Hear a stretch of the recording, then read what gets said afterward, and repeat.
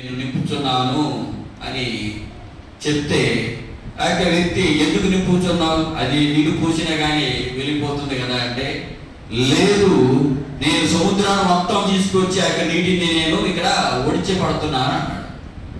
ఏంటి ఆ యొక్క బాలు చెప్పిన దానికైతే అక్కడైతే ఆ యొక్క వ్యక్తికి అర్థం అవ్వలేదు. కానీ అక్కడి నుంచి వెళ్ళిపోయిన తర్వాత కొంతసేపు ఆలోచించాడు. ఆ యొక్క సిచ్యువేషన్ బట్టి ఆ యొక్క వ్యక్తి ఆలోచనలో పడిన తర్వాత ఆయనకు ఒక ఆలోచన వచ్చింది. అయితే ఇక్కడ అంటే నా మనస్సులో నేను ఏం చేస్తున్నాను అంటే ఒక ఆలోచనలోకి ఆయన ఒక మాట ఏ విధంగా ఉన్నాడంటే నా మనస్సులో నింపుకోవడం. అది ఆ వ్యక్తి అని కూడా ఏం చేస్తున్నాడంటే ఆ పిల్లవాడు ఆ విధంగా తీసుకొచ్చి గుంటలో నీళ్లు నింపుతున్నాడు కదా, అదేవిధంగా నేను నా యొక్క హృదయంలో ప్రభువైన యేసుక్రీస్తుని నేను నింపుకుంటున్నాను అని ఒక ఆలోచన ఆ యొక్క వ్యక్తికి రావడం అనేది జరిగింది. మరి అదేవిధంగా ఇందాక అయ్యగారు చెప్పిన విధానం ప్రకారం చివరి మాట, మొదటి మాట చివరి మాటలో చాలా ఇంపార్టెంట్గా ఇస్తూ ఉంటారు. నాకైతే మొదటి మాట గురించి అయితే సరిగ్గా తెలియదు. కానీ మరి మీకు ఇక్కడ చాలా మంది పిల్లలకి వాళ్ళు జన్మనివ్వడం అని జరిగింది. ఇక్కడ ఆలోచన ఆ యొక్క పేరెంట్స్ అనేవాళ్ళు ఫస్ట్ మాట ఏం చెప్తారు అనే ఒక ఆతృత అనేది ఉంటుంది. కొంతమంది అమ్మ నాన్న అంటారు, లేదా తాత మామ అని పిలుస్తుంటారు. ఆ యొక్క మాట చెప్పినప్పుడు ఏమవుతుందంటే ఆ ఫీలింగ్ అనేది చెప్పలేదు, మనం చెప్పుకోలేము. అంత ఆనందాన్ని కలిగజేస్తాం. అంత ఆనందాన్ని కలిగజేసేది మొదటి మాటగా చెప్తాం. అదేవిధంగా చివరి మాట, మరి అయ్యగారు చెప్పిన విధానంగానే చివరి మాటగా వాళ్ళు చనిపోయే ముందు ఏ మాట చెప్తారా అనే ఒక ఆలోచన విధానంగా అనేక మంది దగ్గరికి వెళ్ళి, ముసలి వాళ్ళ దగ్గరికి అయితే కొంతమంది వ్యక్తులు ఏం చేస్తారంటే ఎవరికి తెలియకుండా వాళ్ళు కొంత దాచిపెడుతూ ఉంటారు. అవి ఏమో చెప్తారని చెప్పి నా చెవులోనే చెప్పని చాలా మంది కూడా క్యూరియాసిటీకి వెళ్ళి అడుగుతూ ఉంటారు. ఎందుకంటే పక్కన తెలియకూడదు, నా అన్నయ్యకి తెలియకూడదు, నా చెల్లికి తెలియదు, నాకే తెలియాలనుకుంటారు. అటువంటి వాళ్ళు కూడా కొంతమంది అంటారు కదండి. మరి అటువంటి వాళ్ళు నా చెవులోనే చెప్పు, అందరికి చెప్తే కనపడుతుంది అని చెప్పి ఆలోచన ఉంటారు. అంటే చివరి మాట కూడా అంత ప్రాధాన్యత అనేది ఇవ్వడం జరుగుతుంది. కొంతమంది ఎవరికి తెలియకుండా వీలునామా రాస్తారు.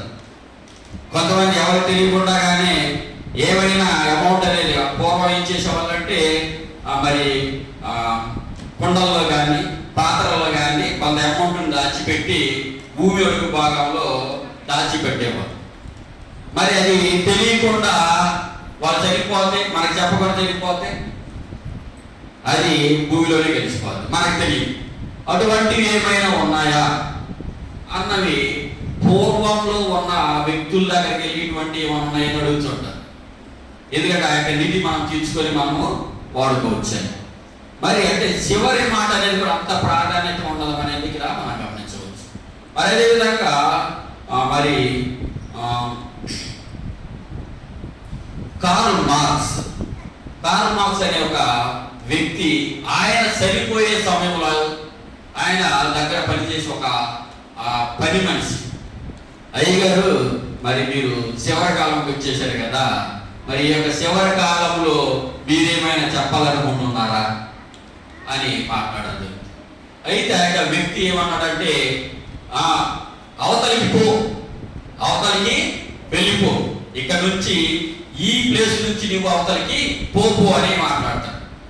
ఎవరైతే బుద్ధిహీనులు, తెలివి తక్కువ అన్నమాట, ఎవరైతే బుద్ధిహీనులు, ఎవరైతే తమ జీవితంలో పరిపూర్ణంగా మాట్లాడలో వారికి ఇటువంటివి ఉంటాయి. ఎవరైతే తెలివి తక్కువ వాళ్ళు ఉంటారో వారు వారి యొక్క జీవితంలో పరిపూర్ణంగా మనస్ఫూర్తిగా మాట్లాడకుండా ఉంటారు. అటువంటి వాళ్ళు మాత్రమే ఇటువంటి మాటలు ఇంకేమైనా చెప్పడం అనేది జరుగుతుంది అని చెప్పడం జరిగింది. మరి అదేవిధంగా ఇంకొక వ్యక్తి తన యొక్క చివరి మాటలు ఏ విధంగా మాట్లాడి ఉన్నాడంటే, చార్ల్స్ నర్సన్ అనే ఒక వ్యక్తి అతని యొక్క చివరి మాట ఏమని మాట్లాడాలంటే, యేసయ్య నా కోసం సిలువలో చనిపోయాడు అన్న మాటను ఆయన చివరగా పలికిన మాటగా పరిగణించడం అనేది జరిగింది. అదేవిధంగా ఇంకొక వ్యక్తి అతను కూడా ఒక చివరి మాట ఏమన్నాడంటే, దేవుడు నాతో ఉన్నాడు ఉన్నాడు, దేవుడు నాతో ఉన్నాడని మాట్లాడడం అనేది జరిగిందన్నమాట. అయితే ప్రతి వ్యక్తి కూడా మనము ఈ యొక్క సందర్భంలో చివరి మాటగా మనము చాలా అంటే మన పేరెంట్స్ కానీ వాళ్ళ యొక్క పేరెంట్స్ కానీ మాట్లాడి ఉండడం అనేది జరిగిందన్నమాట. అదేవిధంగా మరి ప్రభువైన యేసుక్రీస్తు వారు ఈ యొక్క 7 మాటలు అంటే words of the cross, 7 saying of Jesus on the cross, శిలువలో శిలువ వేయబడినప్పుడు శిలువలో మాట్లాడిన ఒక మొదటి మాటగా అంటే 7 మాటల్లో ఒక మొదటి మాటగా ఈయన దేని గురించి మాట్లాడి ఉన్నారంటే మనకందరికి తెలిసింది. అయితే శిలువలో మరణించడం అనేది ఎంత శ్రేష్టమైనదా? శ్రేష్టమైనదంటే శ్రేష్టమైనదంటే కాదు, యాక్చువల్ అది శాపకరమైనది. అంటే శాపానికి అది నిదర్శనంగా మనం చెప్పవచ్చు. అంటే చాలా మందికి కూడా మనం చూసినట్లయితే శిలువతో ఏం చేస్తుంటారంటే ఒక డయాగ్రామ్స్ అంటే వాటి చిత్రాలు కానీ పుల్ల మొక్కలతో కానీ ఇట్లా కానీ ఒక వెండితో కానీ బంగారంతో కానీ చేస్తూ ఉంటారు. అవి ఏం చేస్తున్నారు అంటే అవి విరిచి పాడేయడం అనేది జరుగుతుంటారు. అంటే శిలువలో మనం మరణించడం అనేది శాపగ్రస్తమైనది అనేది మనకి ద్వితీయ ఉపదేశ కాలంలో ఉంది. అదేవిధంగా గలతీయులకు రాసిన పత్రికలో కూడా ఉంది. మనకి 3వ అధ్యాయం 13లో ఈ విధంగా మాట్లాడదు. ఏ విధంగా ఉందంటే అది క్రీస్తు మన కోసము శాపమై మనలను ధర్మశాస్త్రము యొక్క శాపము నుండి విమోచించును. అంటే ఇక్కడ క్రీస్తు ఏం చేశాడంటే మన కోసము ఆయన శిలువలో మరణించడం అనేది జరిగింది. ఎవరి కోసం? మన కోసం. అయితే ఈ యొక్క శిలువలో మరణించేటప్పుడు చూడండి, లోకాసు వార్తలో మనకి 23:34 మీకు అందరికి తెలిసిందే. అయితే ఈ విధంగా ఏది తెలిసింది ఇక్కడ మనకి? యేసు తండ్రి మీరు ఏమి చేయుచున్నారో మీరు ఎరుగరు కనుక మీరు వీరిని క్షమించు అని చెప్పడం అనేది మాట్లాడు. తండ్రి అనే మొదటి మాట ఇక్కడ మనం చూసినట్లయితే యేసు తండ్రి అనే మాటను మొదటిగా మాట్లాడడం జరిగింది. ప్రతి ఒక్క సందర్భంలో కూడా తండ్రి అనే మాట మొదటగా పలకడం అనేది జరుగుతుంది. ఇక్కడ మనకి ఏదైనా దెబ్బతగినా కానీ మనం ఏం చేస్తాం? అమ్మ అంటాం. ఎవరైనా అబ్బా అనేవారు ఉన్నారా? లేదు. అమ్మ అనే మొదటి మాట అనేది మనకి గుర్తుకు వస్తుంటుంది. ఏదైనా దెబ్బ పెట్టినా మౌనికని ఎప్పుడైనా గట్టిగా కొట్టినా క్లాస్ రూమ్లో అమ్మ అంటారు తప్ప అబ్బా నీ అబ్బా అంటాం అనేది జరగదు. అబ్బా అనేది సాధారణంగా రాదు, అమ్మ అనే ఒక మాట మాత్రమే వస్తుంది. అదేవిధంగా ప్రభువైన యేసుక్రీస్తు వారు కూడా మొదటిగా ఆయన ప్రతి పని ఏ పని మొదలు పెట్టినా కానీ తండ్రి అనే మాటతో మొదలు పెట్టడం అనేది జరిగింది. అదేవిధంగా ఆయన మొదటిగా బోధన చేసేటప్పుడు కూడా తన తండ్రికి ప్రార్థన చేయడం అనేది, ప్రార్థన విన్నపం తెలియజేయడం అనేది జరిగింది. అదేవిధంగా ప్రవచనాత్మకంగా అంటే ప్రభువైన యేసుక్రీస్తు శిలువలో మరణించడం అనేది ఆ విధంగా ప్రవచనాత్మకంగా మనకి బైబిల్ లేఖనంలో 700 సంవత్సరాల క్రితమే ప్రవచనాత్మకంగా రాయబడి ఉంది.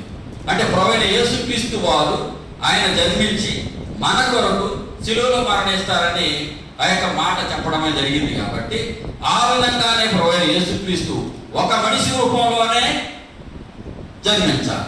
మనిషి రూపంలో కాకుండా ఒక పులి పుట్టుంటే, ఒక సింహం పుట్టుంటే మనం ఏం చేస్తాం? ఆయన చూసి దూరంగా పారిపోతాం. ఒక జంతువులాగా పుట్టి మనల్ని భయపెట్టింది కాబట్టి మనం దూరంగా వెళ్ళిపోవడం అనేది జరుగుతుంది. మరి అట్టి రీతిగా అలా కాదు, మనిషి రూపంగా పుట్టి మనకి ఏమయ్యారండి? ఆయన మనల్ని ఆదరించారు. అదేవిధంగా ఆయన ఏం చేశాడంటే మనిషి రూపంలో పుట్టి మన కొరకు మరణించడం అనేది జరిగింది. అదేవిధంగా చూడండి ఇక్కడ అదేవిధంగా చూడండి మనకి ప్రార్థన. అయితే ప్రార్థన తన పరిచర్య మొదలు పెట్టేటప్పుడు ప్రార్థన చేశారు. అదేవిధంగా ఆయన గెత్సెమనే తోటలో సిలువ వేయబడ ముందు ఆయన ప్రార్థన చేయడం అనేది జరుగుతుంది. అదేవిధంగా ఆయన సిలువ పైన కూడా ప్రార్థన చేయడం జరుగుతుంది. ఏ విధంగా ప్రార్థన చేశారో మనకందరికీ తెలిసింది. అయితే అదేవిధంగా వీరేమి చేయుచున్నారు అంటే వీరు ఎరుగరు. వీరు ఎరుగరు. ఎవరు ఎరుగరండి? శిష్యులు ఎరగరు, ప్రజలు ఎరగరు, అదేవిధంగా పరిసయ్యులు ఎరగరు, అదేవిధంగా శాస్త్రజ్ఞులు కూడా ఎరుగరు. అయితే ప్రభువైన యేసుక్రీస్తు ఆయన జన్మించిన తర్వాత అనేక గొప్ప కార్యాలు, అద్భుత కార్యాలు చేయడం అనేది కూడా అక్కడ చాలా మంది కూడా అబ్జర్వేషన్ అనేది చేశారు. అయినా కానీ ప్రభువైన యేసుక్రీస్తుని గట్టిగా నిందించడం జరిగింది. ఏంటి? ఉమ్మి వేయడం కానీ, తిట్టుకోవడం కానీ, అదేవిధంగా రాళ్లతో కొట్టడం కానీ, చాలా శ్రమను కలిగించడం అనేది జరిగింది. ఇవన్నీ తెలియదా? ప్రభువైన యేసుక్రీస్తు చాలా అద్భుతాలు చేశారని వాళ్ళకి తెలియదా? తెలుసు. కొంతమంది అన్యులు కూడా వాళ్ళతో పక్షాన ఉండి ఏం చేస్తారు, ఇవన్నీ కూడా చేయడం అనేది జరిగింది. మరి వీటన్నిటినీ కూడా మీరు మనసులో పెట్టుకోకండి అని ఎవరికి ప్రార్థించారంటే తన తండ్రికి. ప్రభువైన యేసుక్రీస్తు వారు తన తండ్రికి విన్నపము, ప్రార్థన పూర్వకంగా విన్నపము అనేది చేయడం అనేది జరిగింది. అదేవిధంగా వీరిని క్షమించండి. ఎవరిని ఇక్కడ మనం అబ్జర్వ్ చేసినట్లయితే, మనకి వాక్యభావం చూసినట్లయితే పక్షవాయు గల వారి రోగిని కూడా ఆయన ఏం చేశారండి? క్షమించి ఆ యొక్క వ్యాధి నుంచి స్వస్థత నొందడం అనేది ఇక్కడ మనం గమనించవచ్చు. అదేవిధంగా వ్యభిచారముతో కట్టబడిన స్త్రీని కూడా క్షమించి స్వస్థత తొలగించడం అనేది కూడా గమనించవచ్చు. అయితే ఇక్కడ ప్రభువైన యేసుక్రీస్తు వారు ఆయనను హింసించినప్పటికీ, ఆయన తోలనాడినప్పటికీ, ఆయనని రాళ్లతో కొట్టినప్పటికీ సైనికులు కావచ్చు, ఆయన ప్రజలు కావచ్చు, పరిసరులు కావచ్చు, శాస్త్రజ్ఞులు కావచ్చు, వీరందరినీ కూడా వారి మీద ఎటువంటి పాపము కూడా కలగకుండా క్షమించమని ప్రభువైన యేసుక్రీస్తు వారు ఆయన శిలువలో ప్రార్థన విన్నపములు చేయడం అనేది జరిగింది. అదేవిధంగా ఈ యొక్క వచనంలో నుంచి ఈ యొక్క మాట నుంచి మనం ఏం నేర్చుకోవాలి? మనం ఏ విధంగా ఏం నేర్చుకోవాలంటే, మరి ఇది చెప్పే ముందు మరి నా యొక్క జీవితంలో కూడా నేను చాలా నేర్చుకున్నాను. ప్రభువైన యేసుక్రీస్తు వారిని అంగీకరించినప్పుడు, ఈ యొక్క బైబిల్లో ఉన్న వాక్యాన్ని చదివేటప్పుడు మనం ఏ విధంగా నడుచుకోవాలి, ఇతరులతో ఏ విధంగా మాట్లాడాలి, మరి పెద్దల ఎందుకు కావచ్చు, పిల్లల ఎందుకు కావచ్చు, ఎటువంటి అలవాట్లను మనం నేర్చుకోవాలి, ఏ విధంగా ఉండాలి అన్నది కూడా నేను ఎంతగానో నేర్చుకోవడం అనేది జరిగింది. యాక్చువల్గా నేను చిన్నప్పుడు చాలా వైల్డ్గా ఉండేవాడు. అది నా అనుభవపూర్వకంగా కాకుండా ప్రభువైన యేసుక్రీస్తు వారి యొక్క పవిత్ర గ్రంథాన్ని నేను ధ్యానించడం వలన, చదవడం వలన నేను చాలా మార్పు, నాకు తెలియకుండానే అనేక మార్పులు రావడం అనేది జరిగింది. మరి నా యొక్క జీవితంలో ప్రభువైన యేసుక్రీస్తు నమ్మిన తర్వాత మొట్టమొదటిగా నేను చిన్నప్పటి నుంచి సండే స్కూల్కి వెళ్ళేవాడిని, కానీ తర్వాత అంతా నాకు తెలియదు. తర్వాత నాకు బీడీ అయిపోయిన తర్వాత నెక్స్ట్ నేను సిఆర్టీగా జాయిన్ అయిన తర్వాత మరి మా అన్నగారు ద్వారా నేను మరలా చర్చికి వెళ్ళడం అనేది జరిగింది.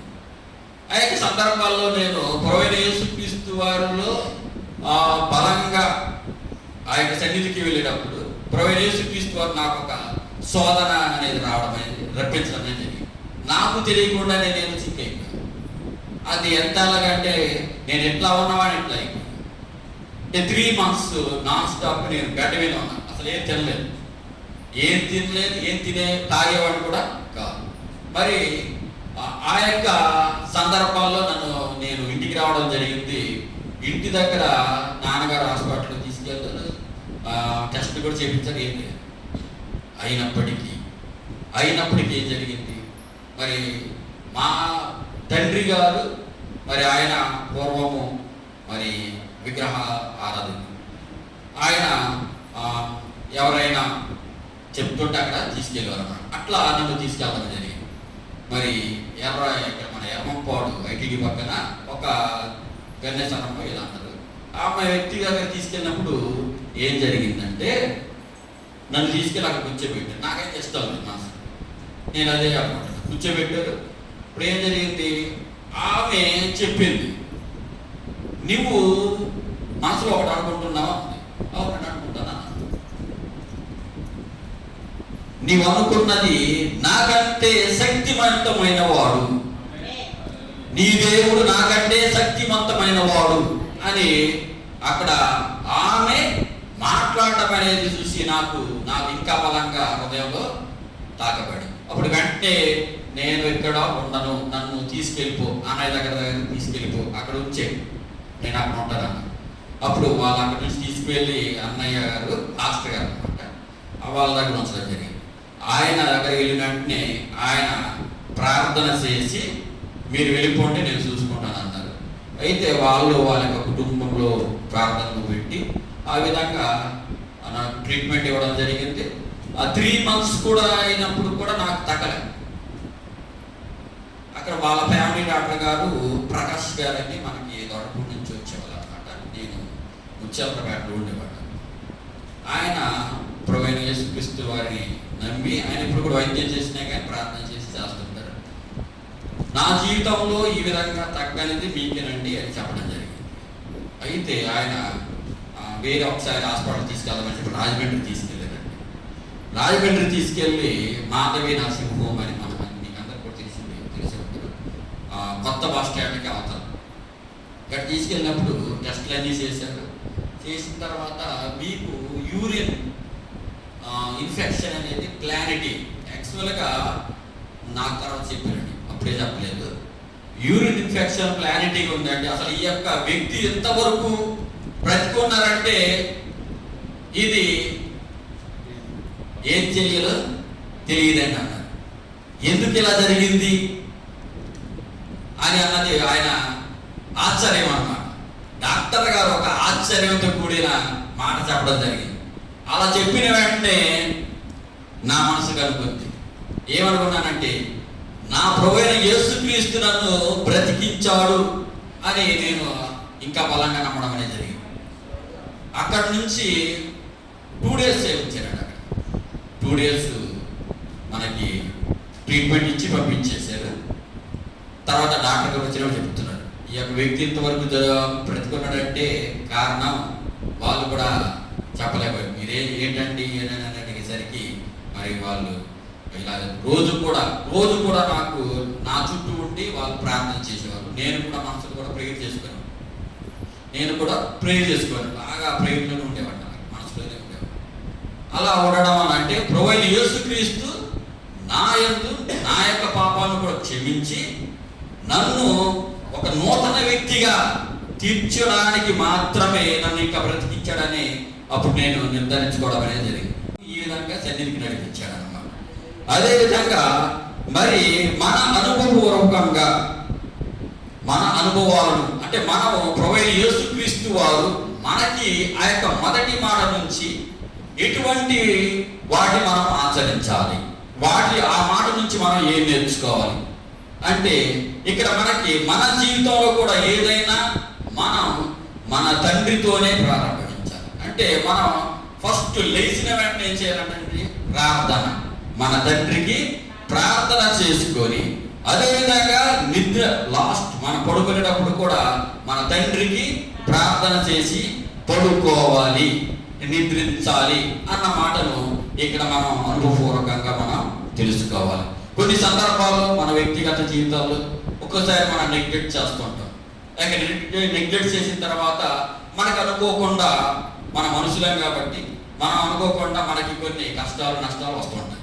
అప్పుడు అటువంటి సందర్భాల్లో మనం ఎక్కువగా అనుకునేది ఏంటంటే మరి నాకు ఇన్ని కష్టాలు వస్తున్నాయి కాబట్టి నా మీద నా యొక్క ప్రభువైన యేసుక్రీస్తు అంటే నేను నమ్మిన దేవుడు నా మీద పనిచేయడం లేదు, అంటే నాకు ఇది నష్టం జరుగుతుందంటే నన్ను వదిలేశాడు అని మనం అనుకుంటాం.